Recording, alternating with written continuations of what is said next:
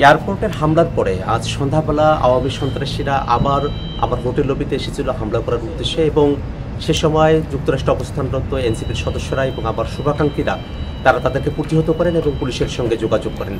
পরবর্তীতে police investigation officer তিনি প্রিসেন্টে এসে মামলা দায়ের করার জন্য আমাদেরকে পরামর্শ দেন। তারই প্রেক্ষিতে আমি এয়ারপোর্টের খুব কাছের যে থানা পুলিশের রয়েছে সেখানে এসেছি, এবং যারা সেই দিন আমাদের উপরে হামলা করেছিল এবং হত্যার চেষ্টা করেছিল, রেপ থ্রেট দিয়েছিল, তাদের ব্যাপারে আমরা এখানে মামলা দায়ের করেছি।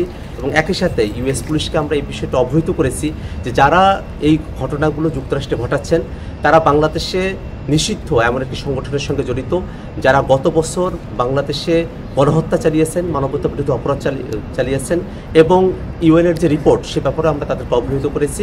আমরা মনে করি যে আওয়ামী সন্ত্রাসীরা তারা দেশে হোক দেশের বাইরে যেখানেই হোক, আমরা তাদের ব্যাপারে আইনগতভাবে যে প্রতিকারের ব্যবস্থা সেটা আমরা গ্রহণ করব। এবং আমরা এই কথা বিশ্বাস করি যে আওয়ামী সন্ত্রাসীরা তারা যত ধরনের অপরাধ করেছেন সেই অপরাধগুলোকে আইনগতভাবেই নিষ্পত্তি করা সম্ভব, এবং আওয়ামী লীগ তার সন্ত্রাস নিয়ে বাংলাদেশে আর ফিরে আসার সুযোগ পাবে না।